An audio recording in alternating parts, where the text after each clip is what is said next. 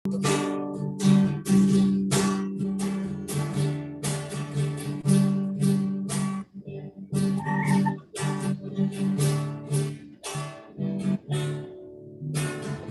rindu sabdamu, ku rindu firman-Mu, firman Tuhan Yesus yang heran dan berkuasa.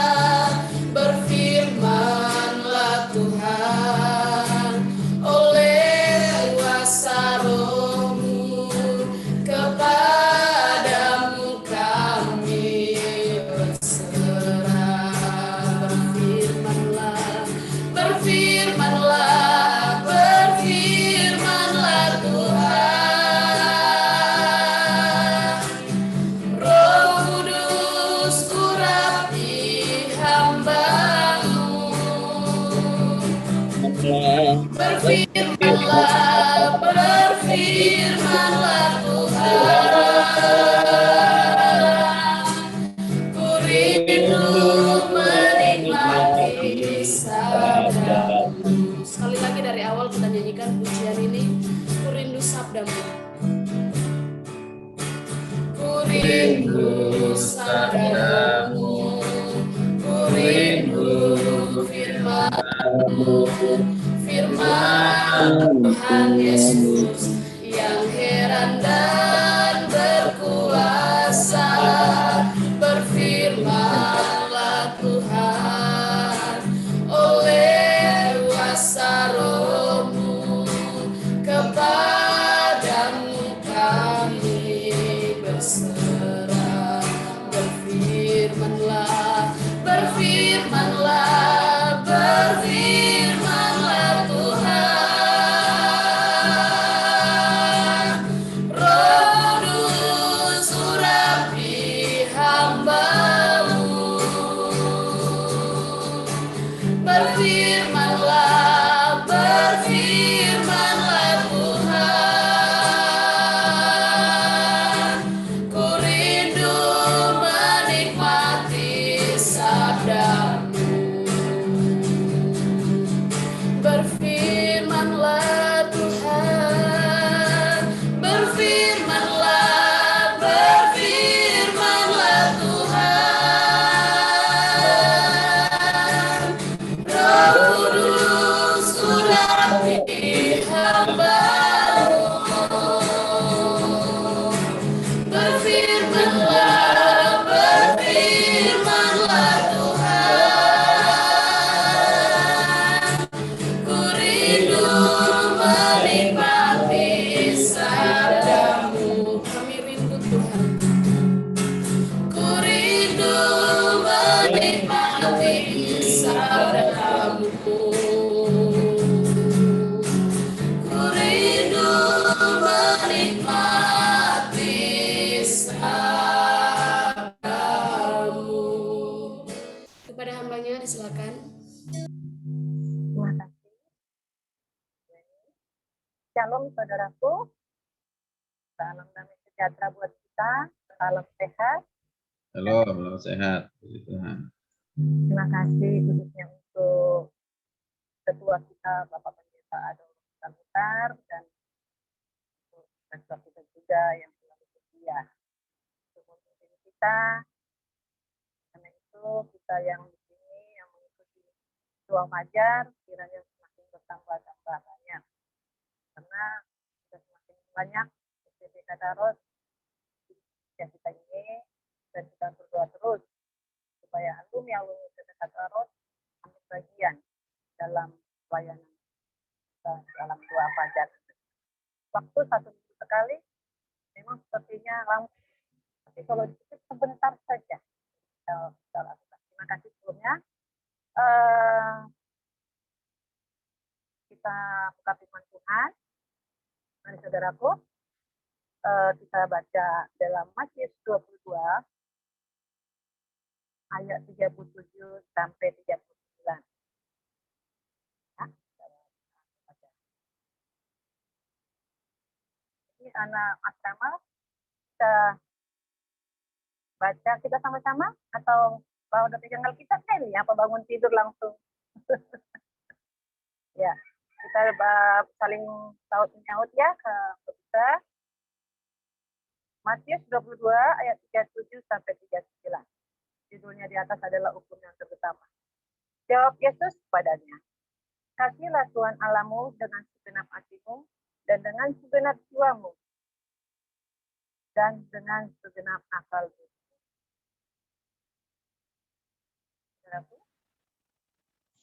Itulah. Itulah pertama. Ya, macam mana nih kita? Oh, ya. Itulah hukum yang terutama dan yang pertama. Dan hukum yang kedua yang sama dengan itu ialah kasihlah sesamamu manusia seperti dirimu sendiri. Mungkin firman Tuhan ini hampir semua saudaraku ya kita dengar dan sering sekali kita membacanya di mana-mana, kadang khotbah ataupun kita baca Alkitab selalu kita teriang ini kata-kata itu. Tapi di sini saya mau ambil singkatnya, apa artinya mengasihi Tuhan dengan segenap hati dan jiwa kita? Kadang-kadang kita berpikir, seperti apa sih? Kok Tuhan mau dikasihi? Sementara kan Tuhan pencipta langit dan bumi. Dia adalah raja dari segala raja. Dia adalah dokter dari segala dokter. Kenapa kita harus mengasihi dia dengan segenap hati dan jiwa kita? Iya kan? Kita pasti berpikir begitu. Tapi, kalau kita sadari untuk sekarang ini yang terjadi di dunia yang bisa saya katakan di dunia terjadinya pandemi ini, itu adanya virus corona. Kita tidak tahu bahwasanya Allah kita itu adalah cemburu. Kenapa saya bilang Allah cemburu? Memang di firman Tuhan sudah dikatakan Allah kita itu adalah Allah cemburu. Kenapa saya bilang begitu? Kita tanpa kita sadari, kita lebih banyak waktu kita itu membuka-buka iPad atau membuka-buka HP daripada membuka Alkitab. Mungkin bisa dihitung waktunya kalau membuka Alkitab. 10 atau setengah jam atau bahkan 1 jam. Tapi kalau HP, aduh ini mata sampai perih sekali. Buka-buka IG, buka FB, buka Twitter, buka macam WA lagi. Wah. Ya kan, saudaraku? Tanpa kita sadari itu. Kenapa bisa terjadi? Dan saya jujur, saya pribadi sendiri, saya selalu bertanya, kenapa Tuhan? Selama ini, sebelum ada corona, kami bebas kemana aja. Kami bisa mau makan apa aja. Kami mau bisa pulang, mau larut malam, suka-suka kami. Kami berkumpul-kumpul, berpesta ria atau apa. Kenapa sekarang semua terbatas, serba terbatas Tuhan? Kenapa? Tuh, saya selalu bertanya. Sampai kapan ini Tuhan pandemi? Apalagi semuanya sudah banyak yang berubah. Kalau dulu semua asal bicara. Kalau sekarang terbatas. Tanpa pakai masker, kita sudah ditegur. Kami Balikpapan ini, ya sekarang saya ambil di Balikpapan, ya Pak Adolop, karena apa? Ya ini tadi, terperanjat dengan corona. Rumah saya sudah 1 tahun kosong di rumah. Dan sekarang cuma ada anak rohani, yaitu teman kalian, Herian Minggu, dia lah karena baru pulang dari Batam. Itu kenapa? Saya belum pulang sampai tadi Pak Ketua kita menanyakan sudah lupa Bekasi. Tidak Pak, bukan lupa, tapi memang itulah waktunya saya dikirim Tuhan ke Balikpapan ini. Selama ini penginjilan kemana-mana, ke daerah-daerah, bahkan ke luar negeri. Tapi sekarang penginjilannya ya hanya sebatas. Saya bisa hanya memberkati orang-orang pemulung di jalanan. Apalagi di daerah Balikpapan ini, mungkin ya Pak Dok sudah bisa tahu di sini banyak mayoritas ya yang kita tahu. Tapi puji Tuhan mereka tidak fanatik dan mereka saya rangkul yang Ibu Haji, yang siapa Pak Haji selalu mereka mengatakan baik semuanya. Nah, kita sekarang tugas kita, bagaimana mengasihi Tuhan itu. Jadi di sini kita diingatkan, di dalam mengasihi Tuhan itu adakah kita melakukan tugas kita, yaitu penginjilan. Penginjilan itu bukan harus menemukan teman atau menemui orangnya, tidak. Bisa jadi kita share firman Tuhan melalui WA. Jangan hanya WA bikin apa, cerita atau melihat status kawan. Jangan. Kita bikin yang namanya motivasi-motivasi yang baik. Kita bikin bagaimana supaya teman kita itu semangat. Mungkin apalagi sekarang ini ya, anak-anak kuliah ya, apalagi yang di asrama terbatas mungkin ya, apalagi sekarang ini zaman sponsor-sponsor itu mungkin ya terbatas, saya sudah perhatikan. Itulah yang perlu kita dukung. Kita berikan mereka semangat. Kalau masih ada HP mereka, kita berikan semangat. Ayo semangat deh. Di situ kita diingatkan sama Tuhan. Mari kita tetap ya mengasihi Tuhan itu dengan apa caranya? Penginjilan. Kedua apa lagi? Ya kita mari baca firman dan berdoa. Bangun doa mesbah keluarga, doa pribadi. Jangan pagi-pagi bangun langsung cari HP. Tidak. Mari kita berlutut dan memuji Tuhan. Kita berdoa, Tuhan, terima kasih. Saya masih ada nafas ternyata. Saya masih bisa menghirup udara. Sementara ini kalau kita lihat, ya, yang orang yang kena corona itu, aduh, diisolasi selama 2 minggu. Dan kita sudah lihat sendiri, pada saat Bapak Pendeta Edward Butar-Butar sakit, wah, luar biasa, saya terus saja berteriak, Tuhan tolong. Bapak Edward itu adalah masih Tuhan. Dan sampai anaknya selalu bilang, oksigen sekian, oh mahal sekali, mahal. Tapi kita kadang-kadang lupa ya saudara ya, lupa.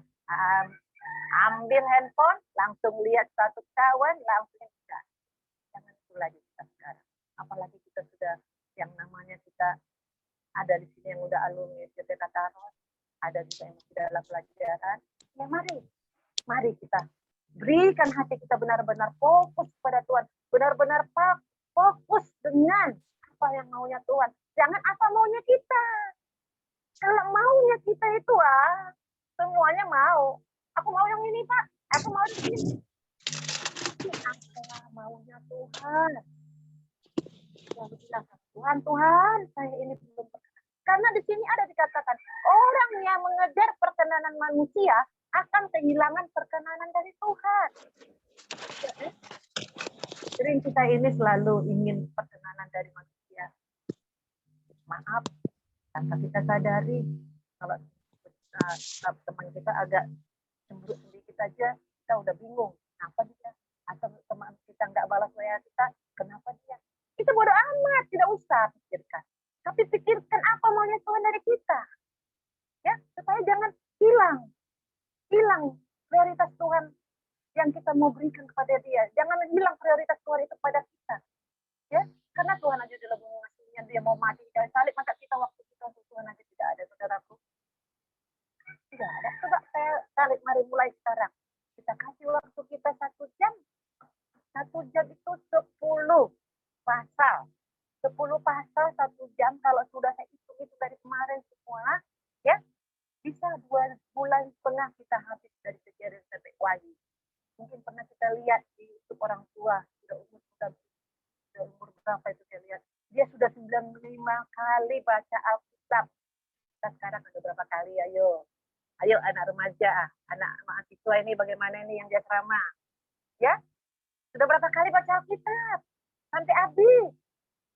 Mungkin bisa dihitung, ya. Bisa dihitung dengan jari. Baik, sekarang mari kita mengasihi Tuhan benar-benar. Dan ada lagi di sini, mengasihi sesama. Ya, seperti apa juga itu mengasihi sesama? Ya itu tadi, jangan kita saling menyakiti. Ya, kadang-kadang kita tanpa sadar, apalagi anak mahasiswa, saya juga pernah merasakan saya hidup di asrama. Ya, tentang rebutin makanan, tentang bagaimana yang namanya ibu asrama udah kasih peringatan, jangan kotor, jangan apa, masih aja bandel. Ya jujur, karena saya pernah ngerasain hidup di asrama. Saya dulu muridnya Dulos, ya, Dulos pertama di Sukroni. Hidup di asrama itu memang nggak enak ya, adik-adik yang di asrama ya. Kalau dibilang nggak enak kalau ada orang dunianya, semua terbatas. Ya kalau dulu tiba-tiba datang tidak Pak Yusuf dulu, kalau dilihat kamar sudah berantakan, kadang masukin ini apa ini namanya baju di mana, buku di mana, tas di mana, wah kami malamnya langsung titik, langsung disidang Bapak Yusuf. Nah sekarang mungkin anak-anak asrama sudah bebas-bebas aja ya, nggak ada yang mengontrol. Ya, coba deh, mulai sekarang kita belajar disiplin. Ya, kemarin sempat saya bilang, ayo mari kita belajar pembinaan karakter. Karena sudah banyak sekarang karakter, jangankan karakter anak remaja ataupun anak mahasiswa. Karakter hamba Tuhan yang sudah S1, S2, S3 pun sudah banyak yang maaf. Ya, saya maaf begini. Karena kita belum pernah mau bagaimana apa yang di dalam maunya Tuhan sama kita. Ya, tapi kita maunya kita aja, saudaraku. Mari kita mulai sekarang. Jangan takut sama kita. Itu mari kita jaga hati. Itu tertulis dalam apa? Kitab Amsal 4 ayat 23. Ya, kita baca dulu Amsal 4 ayat 23. Kalau bisa minta satu anak mahasiswa, ya, ayo dia semangat untuk yang dia ceramah. Tadi itu nih yang dua, Amsal 4 ayat 23. Firman Tuhan, jagalah hatimu dengan segala kewaspadaan, karena dari situlah terpancar kehidupan. Iya. Tadi bilang tadi kan, jangan sampai menyakiti itu apa? Untuk sesama. Ya kalau ada ibu asrama kita atau ada teman kita satu asrama, mari. Kalau dia salah atau apa, jangan langsung kita main, wah kamu begini, jangan. Kita tegur dengan lemah lembut. Atau kita ajak bicara empat mata. Jangan kita langsung tegur di depan teman-teman. Ya, kita tunjukkan kita itu adalah murid Kristus. Kita itu adalah bagaimana kita teladan Tuhan Yesus. Yaitu adalah selalu rendah hati, selalu berbagaimana memberikan damai. Ya, kita belajar teladan Kristus. Jangan kita belajar dari diri kita sendiri, tapi kita belajar apa teladan Tuhan Yesus. Ya, khususnya untuk mahasiswa sini yang dia asrama, untuk anak SMK juga ya, jauh dari orang tua ya. Mari adik-adik semua ya, kita jaga hati kita untuk menyakiti teman kita. Dan itu juga mari kita selalu jangan saling bermusuhan, lepaskan pengampunan supaya tidak menjadi penghalang. Bagaimana kita mau belajar tenang kalau kita tidak lepaskan pengampunan, kalau ada kawan kita yang menyakiti kita atau bahkan saudara kita. Bagaimana namanya berkat itu mau mengalir sementara ada air di parit, contohnya ada sampah. Bagaimana bisa jalan air itu kalau masih ada sampah? Begitulah kita. Bagaimana hidup kita bisa diberkati? Diberkati ini bukan hanya berkat uang ya saudaraku ya. Berkat yang paling mahal dalam kehidupan kita itu adalah kesehatan. Benar, kesehatan. Di apa sana, di luar negeri sana, di Turki atau di mana itu ada manusia yang paling kaya atau mati juga nggak bisa dia beli kehidupannya. Ya kan? Jadi itu berkat yang paling mahal adalah kesehatan. Saudara, ya kita benar-benar tadi, ya sesungguhnya segenap hati dan jiwa kita bangun mesbah pribadi dulu, mesbah pribadi, berlutut. Nah, kita pernah lihat nggak saudara sepupu kita? Kenapa mereka ada tanda-tanda hitam? Karena mereka sangat rajin berlutut. Kita kadang-kadang aku sudah selamat ini ngapain? Jangan. Justru kita harusnya lebih lagi karena kita memiliki hal yang hidup. Kita sudah diselamatkan, tapi bukan arti keselamatan tetap keselamatan. Sekali selamat tetap selamat. Siapa itu bilang? Kalau nggak dikerjakan keselamatannya bagaimana? Ya, kesehatan itu harus dikerjakan. Contoh soal, saya mau berangkat ke Jakarta besok contohnya. Kalau saya tidak check-in ke bandara, bagaimana saya mau bisa sampai ke Jakarta? Begitulah kita juga. Saudaraku ya, yang dikasih Tuhan, bapak-bapak, semua, tujuan untuk adik-adik ini, untuk SMK, dan juga untuk anak-anak rohaniku juga ya, yang tuanya ya, yang sudah praktek ya juga ya, jangan sia ya. Capek, terus terang capek, saya udah ngalami, saya aja nggak pemimpin aja capek kalau udah Pak Adolf sudah melihat bagaimana ya. Jadi ketua itu memang enak enggak, ketua itu sangat berat. Nah, bulannya sama dengan Tuhan kita itu Kristus. Sangat berat, dia lihat kita, dia lihat bagaimana ini anakku, bagaimana ini, dia sudah tahu firman, dia sudah baca, kok satu pun tidak bisa. Saudaraku, di dalam mengasihi sama ini, dan dua konteks itu, mengasihi Tuhan dan mengasihi sama. Saya ada pengalaman pribadi benar-benar asli saya terima, yaitu di waktu saya di Hong Kong. Orang Hong Kong kan, kami penginjilan di sana, ya bisanya hanya Sabtu dan Minggu. Kenapa? Rata-rata orang PKW di sana bisa waktunya hanya hari Sabtu dan Minggu. Saya tanya mereka, apakah kalian tidak bekerja? Tidak. Kenapa nggak bekerja? Hari Sabtu dan Minggu adalah hari bebas kami. Hari Sabtu dan Minggu adalah hari kemerdekaan kami. Wow, luar biasa. Kita tahu kan, saudaraku orang Hong Kong, berapa persen yang mengenali. Tapi mereka melakukan apa yang ada di dalam firman ini. Yaitu, satu, mengasihi Tuhan. Mereka jalankan. Yaitu sisa keempat itu. Apa itu sisa keempat? Tidak boleh bekerja katanya kan? Itu ya perintah Tuhan. Terus yang kedua tadi, mereka mengasihi pembantu ya, di bawah PKW itu pembantu. Mereka majikan yang masak hari Minggu, majikan yang menyiapkan makanan untuk TKW sama ininya, pembantunya, pembantu pulang sore, mereka sudah disiapkan makanan. Itu pengalaman saya. Luar biasa. Jadi saudaraku, kesimpulannya, mari ya. Dan kita pengalaman hidup itu harus, apalagi di pandemi ini, jangan banyakkan pikiran yang macam-macam deh. Cuma satu macam aja. Sejak saya dapat buku ini, ya, saya pikirin, saya pesan memang, saya pesan dari Pak Adolf, baca, bongkar semua ini firman Tuhan. Bongkar ini, ada buku ini, ya saudaraku, dan cerita perjanjian lama dan perjanjian barunya, kita bongkar, kita baca. Bisa dipesan dari Pak Adolf, ya. Saya juga pesan waktu itu. Bukan promosi, karena semakin banyak saya baca ini, semakin banyak pengertian, semakin banyak kita hikmat yang dari Tuhan kita dapatkan. Tidak memikirkan lagi hal-hal yang di bawah, tapi saya memikirkan yang di atas Tuhan. Kalau boleh, aku benar-benar berkenan dia datang. Tuhan, apa mau Tuhan daripada aku? Tuhan, kenapa ini? Apalagi saya dulu orang bisnis. Kapan dong Tuhan selesai corona? Kapan dong Tuhan ini? Saya kok nggak perlu bisa lagi ke sana sini? Enggak, kata Tuhan, duduk diam. Kita adalah cemburu. Terserah Allah kita mau dia lebih fokus sekarang daripada kita sendiri yang fokus dengan diri kita. Kita fokus dengan Tuhan. Ya?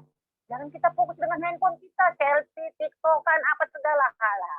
Itu sudah nggak zaman lagi. Zaman kita adalah zaman bagaimana Tuhan pengangkatan kita hidup yang kekal. Haleluya. Amin. Mari kita berdoa. Allah Bapa kami yang bertata dalam kerajaan surga, Allah yang kami sembah di dalam nama Tuhan kami Yesus Kristus Juru Selamat kami.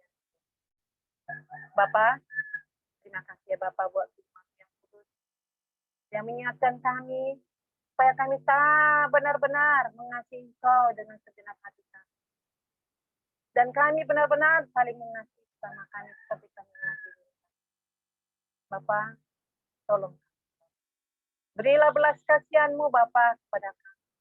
Supaya kami Tuhan bisa mendapat hikmat yang maripat daripada Engkau. Sehingga kami boleh pikiran kami boleh Bapa memikirkan hanya kepada hal-hal yang di atas saja. Memprioritaskan Engkau ya Bapa. Tolong Bapa berikan kami kesempatan untuk hidupkan. Dan berikan juga kami Bapak kesempatan untuk mengasihi sama kami, saudara kami, ataupun tetangga kami semuanya, supaya kami benar-benar boleh menjadi saksi-Mu Bapak. Biarlah kami adalah kitab-kitab yang terbuka. Dan orang boleh mengenal kami melalui perilaku kehidupan kami, Bapak. Tolong Bapak, ajari kami selalu. Ajari kami Tuhan, sesuai dalam firman-Mu Tuhan, biarlah kami boleh melakukannya Tuhan. Tidak hanya kami mengetahui, tidak hanya kami mengerti, tapi kami boleh Bapak melakukannya Bapak. Sehingga kami boleh memperoleh kehidupan yang kekal. Terima kasih Bapak yang baik. Dan kami mau serahkan Tuhan untuk kami semua di sini ya Bapak, yang mengadakan doa fajar Bapak. Tuhan, Kau antarkan orang-orang yang belum bisa mengikutinya Bapak. Oleh karena itu Tuhan, ajari kami supaya disiplin ya Tuhan.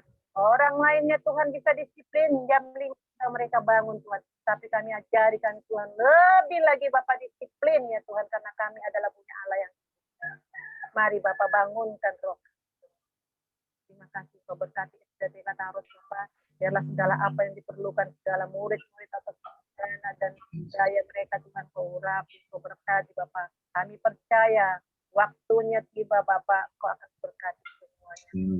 Kirim Bapak jiwa-jiwa Bapak, supaya banyak jiwa-jiwa yang diselamatkan. Khususnya Bapak untuk keluarga Bapak Pendeta Adolf Bapak dan ibu dan anak Bapak. Oleh Kau berkati Bapak, Kau berikan kesehatan terutama Bapak. Kau semakin Bapak berikan kesempatan untuk Bapak Pendeta Adolf untuk melayani kemanapun dia melihat STT Kataros. Biarlah STT Kataros bisa berdiri di Indonesia ini. Dan bahkan kami percaya kalau Engkau mau Bapak akan sampai ke dunia juga nanti ya Bapak. Terima kasih Bapak yang baik, terima kasih. Serahkan doa kami ini Bapak hanya dalam nama Tuhan kami. Kita yang percaya katakan. Amin. Amin. Ya, terima kasih Bapak Solina, Tuhan berkati. Silakan lanjut doa syafaat. Wahyu. Gimana? Baik, kita akan mengakhiri persekutuan doa kita pada pagi hari.